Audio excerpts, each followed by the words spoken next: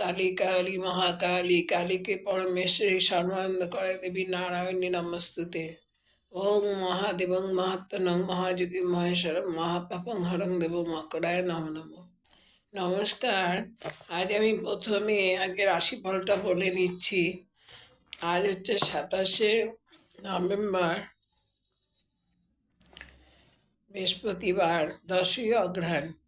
মেষ গুহ্য পীড়া, বৃষ অযথা ব্যয়, মিথুন পাওনা আদায়, কর্কট হতবুদ্ধি, সিংহ নব কর্মারম্ভ, কন্যা ভোগবিলাসে ব্যয়, তুলা ভাগ্যোদয়, বৃশ্চিক আর্থিক স্থিতি, ধনু কর্মসংস্থানের সুযোগ, মকর ব্যবসায় জটিলতা, কুম্ভ শুভ প্রয়াস, মীন মিথ্যা অপবাদ। আজকে আমি যে বিষয়টা বলবো সেটা হচ্ছে বাংলার শৈব তীর্থ।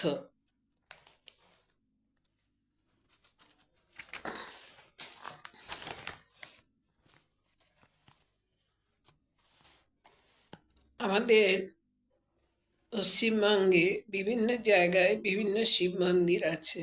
এর মধ্যে একজন শিব মন্দির, এখানে সাধক বাসুদেবের শিব মন্দির আছে বরানগর সিটি মোড়ে।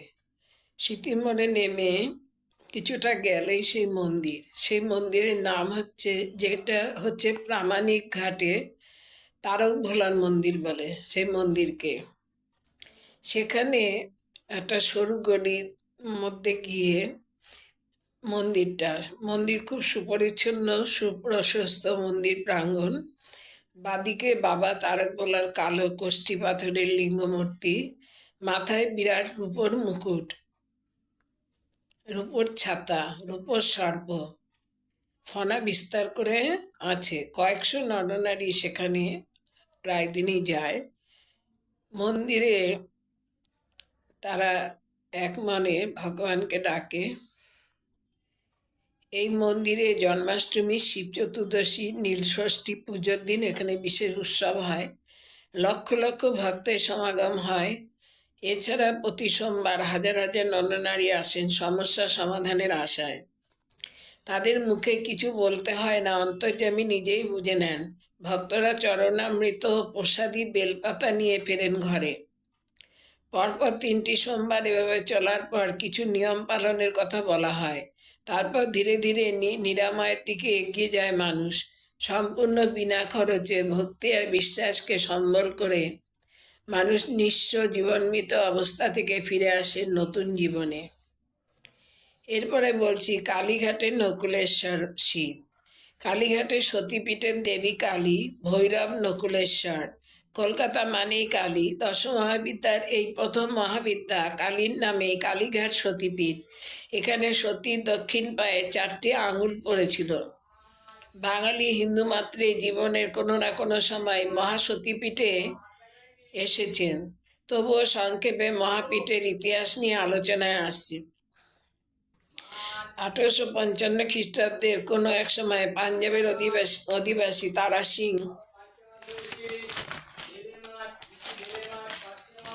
সিং নামে এক ব্যবসায়ী ব্যবসায় প্রচুর লাভ করায় কালীর বিশ্বেশ্বর মন্দিরে একটি যাত্রী নিবাস করে দেবেন ঠিক করলেন। কাশীর বিশ্বেশ্বর মন্দিরে।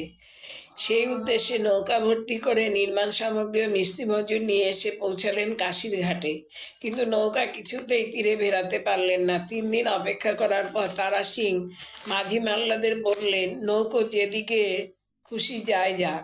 তারপর সেই নৌকো মোহানার দিকে তীর বেয়ে এগিয়ে চলল। শেষে কালীঘাটের কাছে এসে ভিড়ল। ততদিনে কালীঘাটের মন্দির ও সংলগ্ন শ্যামরায়ের মন্দির তৈরি হয়ে গেছে। বাকি শুধু নকুলেশ্বর। তিনি তখনও পর্ণকুটিরে অবস্থান করছিলেন।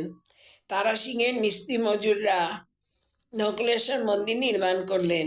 কালী সাধক ব্রহ্মানন্দ আত্মারাম বহু সাধনা করে ধ্যানে এই কালীক্ষেত্রের সন্ধান পান। মায়ের আবির্ভাবের পরও বহুদিন পর্যন্ত দেবী ভৈরবের কোনো সন্ধান পাওয়া যায়নি। 2 ভক্ত খুঁজে চলেছেন।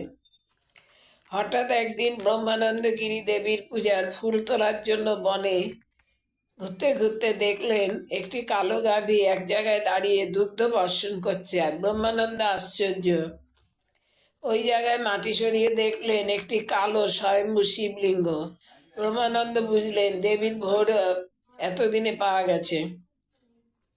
সেখানে পর্ণকুটির বেঁধে নকুলেশ্বরের পূজা অর্চনা শুরু করে দিলেন। বর্তমান মন্দির তারা সিংহের তৈরি, শুধু কিছু আধুনিক সংযোজন ঘটেছে।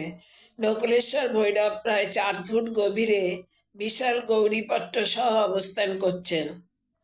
যারা মায়ের মন্দিরে আসেন তাদের কেউ কেউ নকুলেশ্বর মন্দিরেও পুজো দেন। এবার হচ্ছে দক্ষিণেশ্বরের দ্বাদশ শিবালয়। বর্ধমানে যেমন দুটি 108 শিব মন্দির আছে, নবাবহাটে ও কালনায় তেমনি কলকাতায় আছে 4টি দ্বাদশ শিবালয়। একটি দক্ষিণেশ্বরে রানী রাসমণি প্রতিষ্ঠিত, একটি বেহালায় সাবর্ণ রায়চৌধুরী প্রতিষ্ঠিত। এখানে মাত্র 3টি মন্দিরে নিত্য পূজা হয়।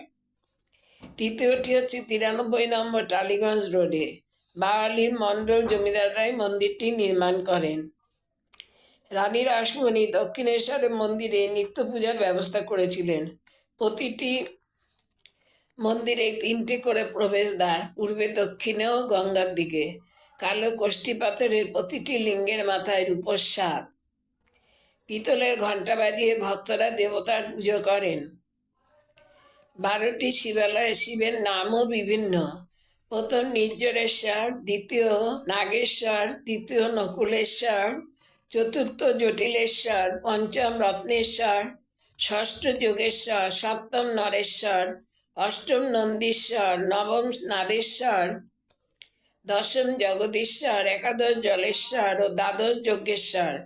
ভক্তিমতী রানী অশেষ সামাজিক নির্যাতন সহ্য করে এই মন্দির প্রতিষ্ঠা করেন। মা ভবতারিণী সহ এই দ্বাদশ শিবালয় কোনো সতীপীঠ নয়, তবুও প্রতিদিন শত শত ভক্ত দর্শনার্থীরা এখানে ভিড় করেন।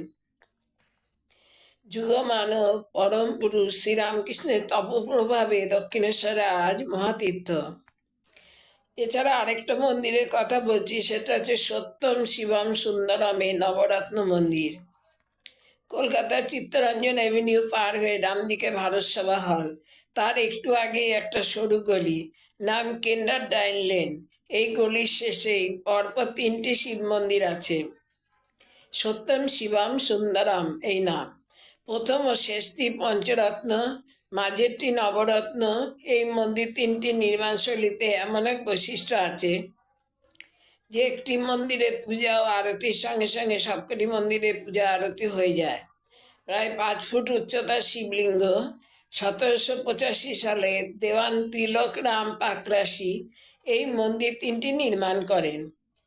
নীল, দুর্গাষ্টমী ও শিবরাত্রিতে খুব ভিড় হয় এখানে। সারাদিন এই মন্দির খোলা থাকে। আজ এই পর্যন্ত।